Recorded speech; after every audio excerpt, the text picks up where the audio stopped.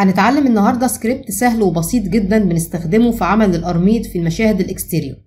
تابعوا معايا الفيديو وما تنسوش تعملوا لايك وشير.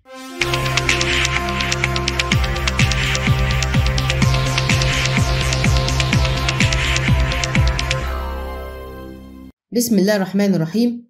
من خلال موقع افيز ستوديو بنلاقي السكريبت الاي تايلز بتاعنا، بنقدر ان احنا نعمل له داونلود على حسب فيرجن الماكس اللي احنا بنشتغل عليه. في عندي نيو فيرجن وفي اولد فيرجن. النيو فيرجن من اول 2018 ل 23، والاولد فيرجن من اول ماكس 7 لحد ماكس 2017. هسيب لكم اللينك بتاع الموقع في الديسكريبشن، تقدروا ان انتوا تدخلوا وتعملوا داونلود على حسب الفيرجن بتاعكم.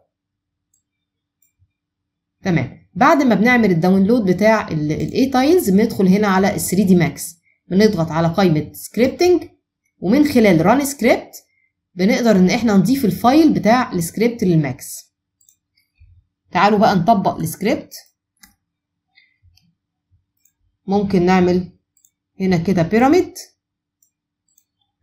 وهنيجي هنا على الويتس نخلي ده مثلا 4 متر او 6 متر، نخلي ده 4، والهايت ممكن نخليه 1.5 متر. ده كده شكله مناسب. طيب بعد ما ضفت السكريبت للماكس هنلاقيه فين؟ من خلال قائمة كرييت جيومتري، بنضغط هنا على السهم ده وبنختار افيز ستوديو تولز. تمام. ومن خلاله بنختار ايه؟ تايلز. عندي طريقتين ان انا اقدر ارسم بيهم القرميد على الشكل بتاعي. اما اني ارسمه بشكل يدوي، او اني اخلي السكريبت هو اللي يعمله لي بشكل تلقائي بمجرد ضغطة كليك واحدة بس. طيب تعالوا في الاول نشوف ازاي نعمله بشكل يدوي. لو احنا نزلنا تحت كده الاول نظبط من المكتبة النوع اللي احنا هنستخدمه من خلال قائمة البارامترز. هننزل كده تحت، ومن خلال كلمة سيلكت مين بنختار نوع التايلز اللي احنا هنستخدمه. طبعا احنا عايزين روف تايل، دي بداية الانواع بتاعته. عندي روف تايلز 1 و2 و3، عندي فيها نوعين مين وفيرست. وبما ان هنا بيقول لي سيلكت مين، اذا انا هختار روف تايلز مين. وهنا لازم اختار نفس النوع اللي انا اخترته فوق، لكن بيقول لي يكون فيرست، يبقى انا هضغط هنا تاني واختار روف تايلز 3 فيرست. لو احنا اخترنا روف تايلز 1 او 2 بنختارها في الاثنين نفس الاختيار بتاعنا. الخطوة التانية بعد ما بختار النوع ان انا بطلع فوق هنا بقول له ان هو النوع ده هيتنفذ على بوليجون شكله ايه، هل هو افقي ولا رأسي ولا عبارة عن ايه. لو انا ضغطت هنا هلاقي عندي اختيار اسمه ستريت لاين وهوريزونتال وفيرتيكال.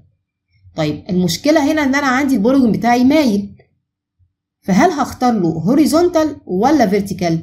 السكريبت بيعتبر كل سطح مائل على انه هوريزونتال، اذا انا دلوقتي هختار ان هو يكون هوريزونتال.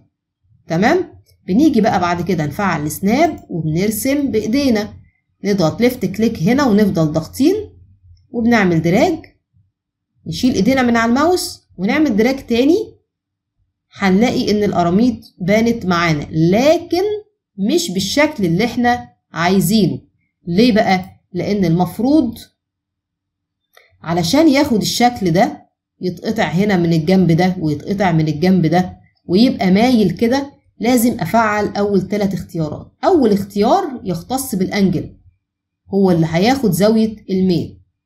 تاني اختيار قط اند، يعني اقطعهولي ما يطلعش عدل من هنا. وتالت اختيار قط ستارت، يعني برضو يقطعه من الناحية دي.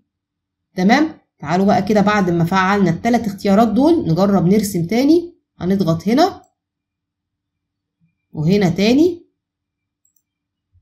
هنلاقيه اترسم معانا. طيب خلينا كده نفترض ان عندنا شكل مثلا تاني،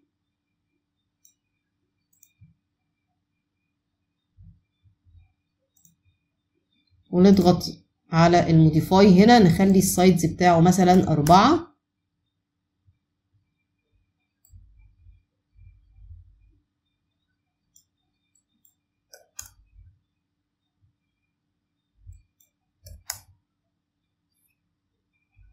لو احنا مثلا عندنا الشكل ده كده هنا كان شكله مثلث، شكل ثلاثي الأضلاع، هنا شكل رباعي الأضلاع. تمام. طيب لو أنا حبيت أطبق القرميد بالطريقة اللي أنا اشتغلتها، تعالوا نختار تاني ده وده، وهنلاقي برضو نفس الحاجات اللي احنا اخترناها ما زالت موجودة. لو أنا عملت كليك كده وضغطت هنا التانية وهنا هختار التالتة، هاجي هنا مش هيكمل معايا. ليه بقى؟ لأن دي هنا ليها 4 رؤوس. يبقى اللي هنعمله عشان أعرف أختار النقطة الرابعة، بنيجي هنا على آخر حاجة نعمل عليها هي كمان تشيك اللي هي 0.5 كات ستارت. لو أنا جيت رسمت بقى تاني هلاقيه مكمل معايا أهو. تمام؟ طيب ده كده الشكل اليدوي. خلينا نمسح ده ونشوف كده ازاي اخلي السكريبت هو اللي يرسم القرميد لوحده. لو انا دخلت تاني على الاي تايلز، خلينا بقى نقفل دول، هختار ادفانسد تولز ومن خلالها هختار التول بوكس. من خلال التول بوكس ده بقدر اخلي ان السكريبت هو اللي يرسم القرميد لوحده بشكل تلقائي، عن طريق اني هدخل هنا على البارامترز الاول، نختار نفس الانواع، طبعا هي موجوده بالفعل لاني كنت مختارها هنا، اتاكد برضو انها هوريزونتال. الخطوه بقى الجايه دلوقتي انا مش هرسم بايدي حاجه خالص، انا كل اللي هعمله ان انا هضغط from roof plans وبعدين نيجي على البوليجون ده اضغط كليك، هلاقي القرميد اترسم. اضغط هنا تاني لقيت رسم معايا، هنا نفس الكلام وهنا برضو نفس الكلام. بمنتهى البساطه القرميد اترسم معايا والمقاس بتاعه مظبوط على البوليجون. بنيجي عشان نطفي ده نضغط على اي مكان فاضي هنا رايت كليك. طيب فلنفرض ان انا عايز اعدل على العدد ده، بما ان انا عندي هنا صف 2 3 4 5 6 7 8، انا عندي هنا 8 صفوف في اتجاه الواي، انا عايز اغير عدد الصفوف. بنغيرها منين؟ اول حاجه بنعملها ان احنا نعمل عليه سيلكت كده، تمام، وبنيجي هنا من خلال البارامترز ومن خلال الكاونت بتاعت الواي اقدر ان انا اخليه مثلا 10 صفوف، يبقى كده بقى 10، ادي 1 2 3 4 5 6 7 8 9 10. تمام. الكاونت بتاعت الاكس لو انا خليتها 10 هنلاقيها عملها لي برضو 10 صفوف، بس طبعا ده مش منطقي، ممكن اخليها مثلا 15، نخليها 18، نخليها 20. تمام كده. يبقى انا كده غيرت في العدد بتاع، لو قارناه باللي جنبه هنلاقيه ايه؟ مختلف. الكلام ده نعمله لو في حالة احنا عايزين نغير العدد بتاعه. خلينا نرجعه 0 تاني، طبعا لازم نكون عاملين عليه سيلكت الاول.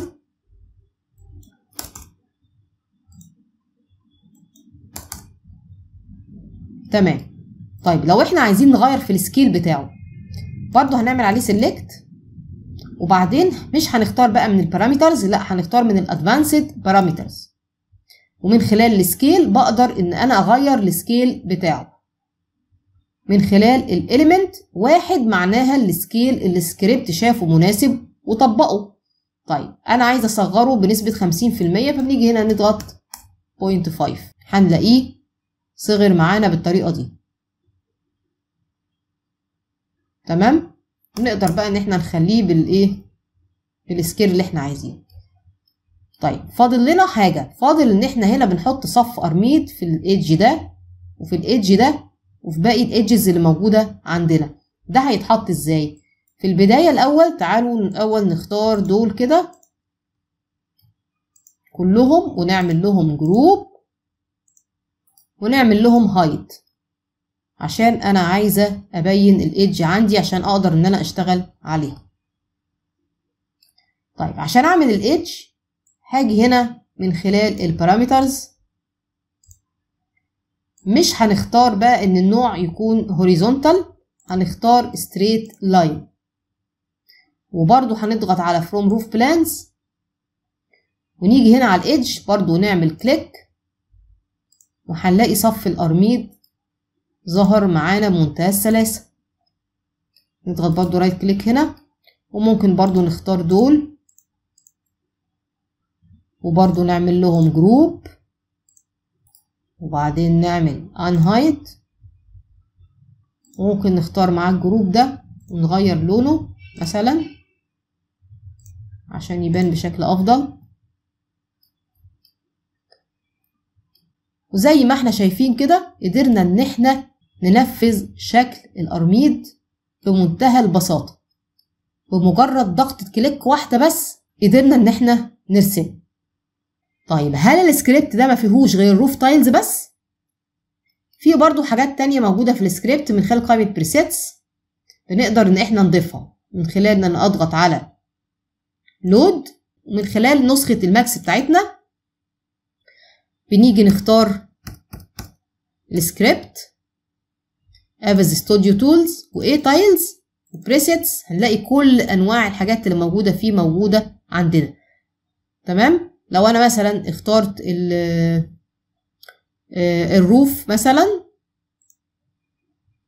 وعملت لها اوبن كده هنلاقيها بقت موجودة معانا. طيب لو جربت اطلع على البارامترز ودخلت هنا وضغطت كده مش هلاقي اللي انا اخترته نزل هنا في المكتبة بتاعتي. نضيفها بقى ازاي؟ بنيجي عند كل واحدة من دول، مجرد ان احنا بنضغط دبل كليك على كل واحدة.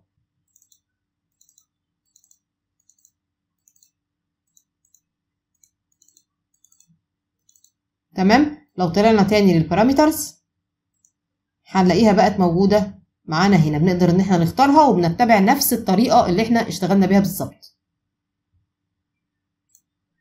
تمام.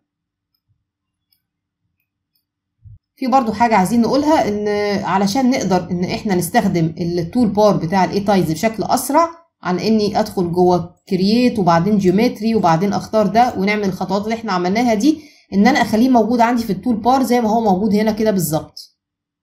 تمام. مجرد ما بضغط عليه كده بيظهر معايا التول بوكس بتاعي. دي بنعملها منين؟ بنيجي من قائمة كاستمايز يوزر انترفيس، وباجي هنا على التول بار بضغط نيو وبسمي الاسم بتاعي اي تايلز مثلا، بيظهر لي هنا ده. باجي هنا على الكاتيجوري اختار الافيز ستوديو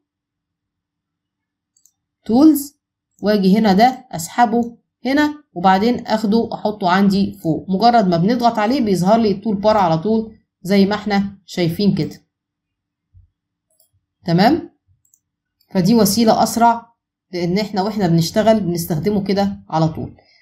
كده احنا خلصنا الاي تايلز، واعتقد ان هو سهل وبسيط جدا وبيديني نتيجة حلوة في شغل الاكستيريور وكمان في الريندر.